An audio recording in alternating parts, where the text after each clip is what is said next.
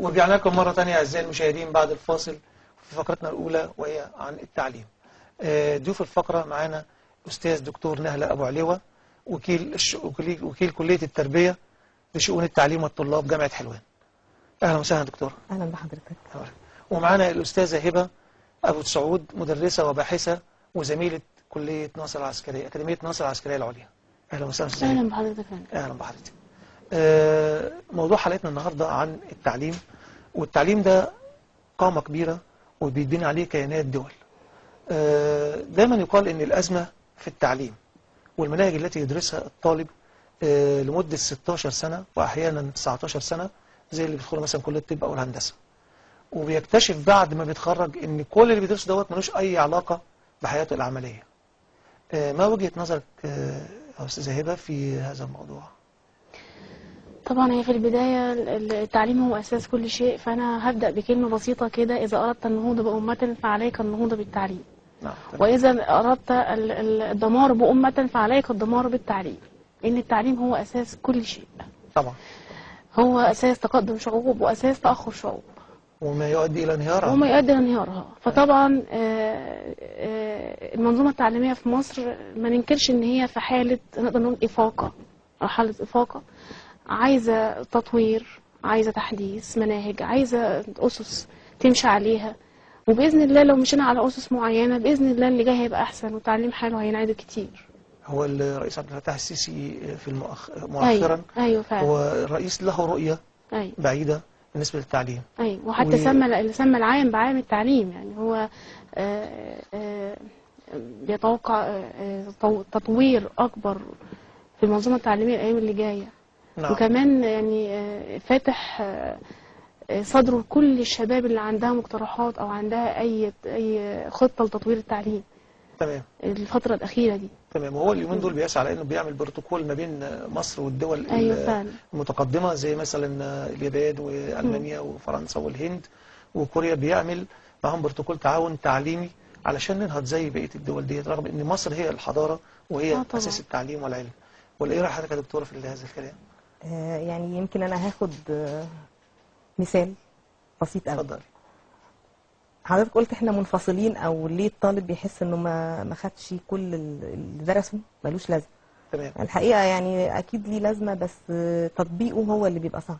تمام. ندي مثال على الرياضيات مثلا. يعني انا كطالب بتعلم رياضيات من KG 1 لحد ما بخرج. نعم. لكن ممكن اروح اعمل عمليه حسابيه في محل، البائع اللي هو لم يحصل على مؤهل بيعمل كل الحسابات بدقه جدا وبسرعه جدا، وانا لسه كطالب. دي حاجه بالفطره، هو اتعود على الحسابات. ممارسه. وبعدين هو اتعود على الحسابات. ممارسه. هو ده اللي بنفتقده. احنا عندنا انفصال بين النظريه والتطبيق. بالنسبه للاستاذه هبه، حضرتك قلتي ان في اقتراحات عندك بالنسبه لتطوير التعليم. كنا حابين نعرف الساده المشاهدين على الاقتراحات بتاعت حضرتك وتشرحها لنا. أنا بالفعل عاملة مشروع قومي لتطوير التعليم أو لإعادة هيكلة التعليم، بيضم 8 مقترحات من أول سن الإلزام KG لحد كلية التربية نفسها. أول مقترح عندي اللي هو تحديث وتطوير مناهج التعليم واستراتيجيات التدريس وخصوصا سن الإلزام، ودي بالفعل بتتم حاليا دلوقتي على إيد سيادة الوزير طارق شوقي. وتاني مقترح برضو بنفس المرحله التعليميه اللي هو طب احنا عايزين الاول نتكلم عن اول مقترح ومدى الاستفاده منه للطالب. اول مقترح دوت يتلخص في كلمه واحده: هي الزام الدوله بماده سلوكيه ماشي لتعليم كل جوانب الحياه والسلوكيات الايجابيه السليمه للطالب، وخصوصا في سن رياض الأطفال اللي هو سن الكيجي الصغير، لأن هو ده السن، حتى الدراسات أثبتت كده يعني إن السن دوت الطالب بيستوعب 700 مرة عن الشخص الكبير. نعم. وده بيطبق بقى النظرية اللي قالها سقراط، إن التعليم فعلا في الصغر كالنقش على الحجر. وبرضه في مقولة كده بتقول إن برضه سقراط قايلها برضه، إن التعليم هو إيقاظ شعلة وليس ملء وعاء. حضرتك اتكلمنا في المقترح الأول، عايزين برضو نعرف المقترح الثاني إيه هو، علشان نعرف السادة المسؤولين بالاقتراحات اللي احنا بنقولها لعل المانع خير مثلا يبص للمعلومات اللي حضرتك هتقوليها ويتمعنوا فيها، ربما تفيدهم ينفذوها على الطلبة المصريين. طبعا ذكرت لحضرتك اول مقترح. تاني مقترح عودة كافة حصص الأنشطة المدرسية وخصوصا المرحلتين الابتدائي والإعدادي. تمام. وطبعا هو المقترحات دي عناوين بس انما شرحها طويل جدا، وشرحها كمان يعني بيبين حاجات تانية اكتر وحلول تانية اكتر بالمقترحات والبدائل يعني باذن الله. بس هي البدائل؟ لا، لكل مقترح انا حاطه ليه بديل، حل وبديل. يعني لو ما لقناش البديل لده، طب ايه الحل؟ او ما لقناش الحل ده، ايه البديل؟ تمام. ماشي. تمام. المقترح الثالث ضرورة إجراء فحوص شاملة للطلاب قبل العام الدراسي الجديد، وخصوصا للمرحلتين برضه الابتدائي والإعدادي، أو المرحلة الإعدادية قبل العام الدراسي بما تم إنجازه المرحلتين الروضة والابتدائي. طيب الفحص الشامل ده هيكون عن إيه؟ عن الصحة ولا عن القدرة الذهنية، إن هو إزاي يستوعب بقدرة كام في المية مثلا؟ هي هتمشي حضرتك بخطوات. نعم. بخطوات ازاي؟ اللي تم اثناء مرحله الروضه والابتدائي هيتسجل كله في ملف شخصي لكل طالب. نعم. بكل اللي مر بيه اثناء المرحله العمريه دي او سنين عمره دي، من ظروف اجتماعيه، ظروف صحيه، زي سي في للولد ده. تمام. مش بس الدرجات ومش بس المستوى العلمي بتاعه، احنا عايزين مستواه في كل حاجه، في كل المجالات، المستوى العلمي، المستوى الاخلاقي، المستوى الاجتماعي، الظروف الصحيه، اي حتى الابتكارات اللي قام بيها، النشاطات اللي قام بيها، وبناء عليه بقى ده كله هيتشاهد. المرحله الاعداديه هيتم فرزه قبل الدراسه بشهر، بالتعاون طبعا بالمعلم اولا والاخصائي النفسي والاخصائي الاجتماعي. نعم. ونبدا من هنا نعمل عمليه اسمها فرزنه الطلاب، وده المقترح الثالث بقى. فرزنه المقترح الثالث عندي اللي هو اجراء الفحص الشامل للطلاب، عنوان كده اللي هي بما يسمى فرزنه الطلاب. من هنا هنبدا نعرف الطالب اللي يصلح للعمليه التعليميه والطالب اللي عنده مشاكل تعوقه ان هو يكمل العمليه التعليميه، وده هيبقى له حلول وده هيبقى له حلول. يعني الاثنين هيلاقوا مكان يكملوا فيه. طبعا، ومن نفس المدرسه، بس كل واحد هياخد حقه في التعليم وحقه على قد استيعابه، على قد قدرته الذهنيه. ايوه، على قد قدرته. بالنسبه للتطورات اللي اتكلم فيها السيد الوزير طارق شوقي مؤخرا بالنسبه للتابلت وبدايه العام الدراسي الجديد، بالنسبه للتابلت ده هيكون مطبق على مين؟ من اولى ثانوي ولا على كل المراحل؟ اعتقد الصف الاول الثانوي. الصف الاول الثانوي. يعني على حسب ما انا قرات. وهو هيفعل خلاص على اول الدراسه دي. تمام. تمام. استاذه هبه، بالنسبه للمبحث الثالث بتاع حضرتك بيحكي عن ايه؟ المقترح الرابع بحاجه موجزه كده طبعا عشان وقت البرنامج. المقترح الرابع بقى وهو يمكن اهمهم برضو، اللي هو اعاده الهيبه والاحترام للمعلم وجعله مربي ومنتج، والفايدة التي تعود من المقترح ده هتعم الفايدة على المعلم أولا وعلى الطالب وولي الأمر ومن ثم الدولة كلها. تمام. المقترح ده بيتقسم لطرفين اتنين، ازاي نربي جيل قادر ان هو على المنظومة التعليمية وقادر انه يواكب العصر الحديث، وازاي المعلم ياخد حقه وياخد حافز إثابة يرضيه ويجعله أكثر عطاء لطاقاته الداخلية للطلبة، يخش يبقى مرتاح في قلب الفصل ويبقى مرضي عن حاله وعن وضعه، وهتعم الفايدة بقى ككل على الدولة. طبعا يعني ده شرحه طويل جدا. يعني لما نديله مقابل اللي هو الإثابة زي ما حضرتك بتقولي كده، هل ده هيغني عن ان المدرس يدي دروس؟ والله برضه من ضمن المقترحات انا ذاكره برضه حكايه فصول التقوية هتتم برضه. يعني هو كان الرئيس عبد الفتاح السيسي بيقول في اخر مؤتمر انا ممكن ادي كل مدرس 1000 جنيه وازود. ايه اللي يضمن لي ان مفيش فئات اخرى تقول زودني؟ لا هو وهل ال1000 جنيه اللي انا هزوده بيها ديت هتخليه يبعد عن الدروس الخصوصيه والضغط على الاهالي؟ ماشي، ما هو يبقى في حضرتك ضوابط محدده هنمشي عليها، في ضوابط محدده الدوله هتمشي عليها. ايه هي الضوابط المحدده اللي هنمشي عليها؟ ايه هي؟ لا انا بقول للمعلم حاجه منهم يعني. لا انا هو المقترح ده كده، ان المعلم هياخد اللي يستحقه، بس برضه فيما ينجزه.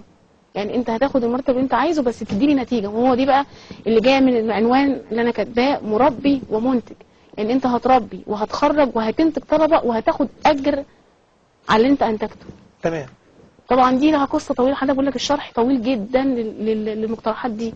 الشرح هيتم ازاي، النقاط هنمشي عليها ازاي، وخطوات هنمشي عليها ازاي، ويبقى في رقابه ويبقى في جزاء رادع للطالب وللمعلم. تمام. اللي هيخلف الامر واللي مش هيمشي عليه، يعني هيبقى فيه جزاء للاثنين عشان كل واحد يلتزم بالمكان اللي هيتحط فيها. انتوا نورتونا، وبكده يكون كلامنا عن التعليم انتهى، ولكن التعليم لن ينتهي. كان معنا ضيفنا في فقرتنا الدكتورة نهلة، وكيل كلية التربية جامعة حلوان. نورتينا يا دكتورة نهلة. وكان معنا الأستاذة هبة، من مدرسة وزمالة أكاديمية ناصر العسكرية العليا. نورتينا يا أستاذة هبة، وشرفنا بوجودكم، ويا رب نكون عجبنا المشاهدين ونكون وصلنا لبعض اقتراحات اللي هم عايزينها.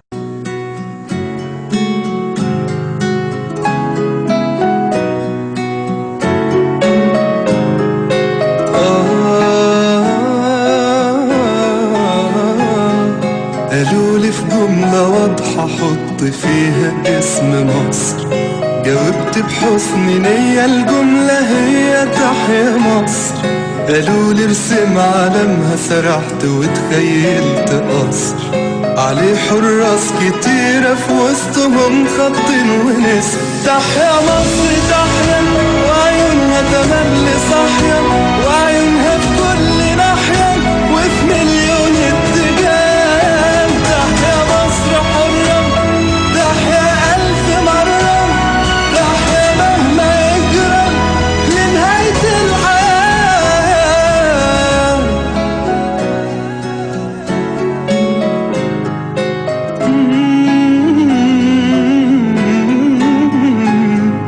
عروسة لابسة طرحة جاية لينا من بعيد، وحاسبة كل خطوة عارفة هي رايحة فين، بتبتسم بفرحة للقريب وللبعيد، وبتشاور لبكرة ادخلوها آمنين. تحيا مصر تحيا، وعيونها تملي صاحية، وعيونها في كل ناحية وفي مليون اتجاه. تحيا مصر حرة، تحيا ألف مرة، تحيا مهما يجرى لنهاية الحياة.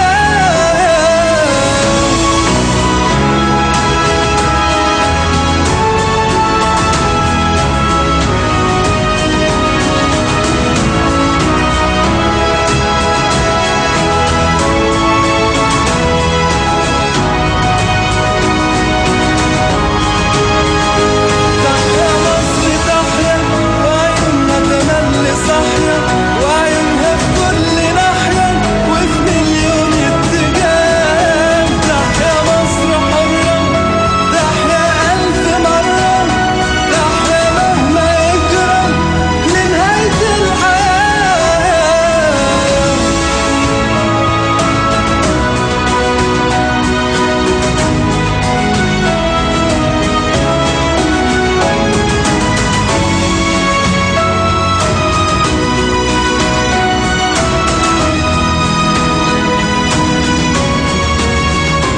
تحيا مصر تحيا، وعيونها تملي صاحية، وعيونها في كل ناحية وفي مليون اتجاه. تحيا مصر حرة، تحيا ألف مرة، تحيا مهما يجرى لنهاية الحياة.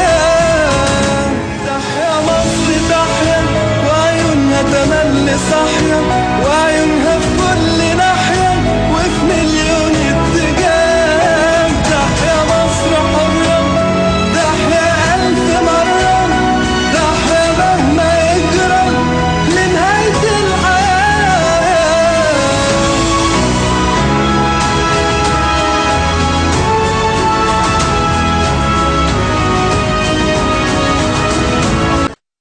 عندي قناعة كاملة جدا بأن التعليم هو الأساس، مفيش كلام. وخليني أقول لكم ان التعليم بس مش معرفة علمية، هي صياغة شخصية. صياغة شخصية يعني في الاخر انا عايز اخد طفل عنده 4 سنين، لما يوصل يبقى عنده 18 سنة، يبقى مجموعة متكاملة من القيم والمبادئ والمعرفة. تحيا مصر تحيا وعيونها تملي صاحية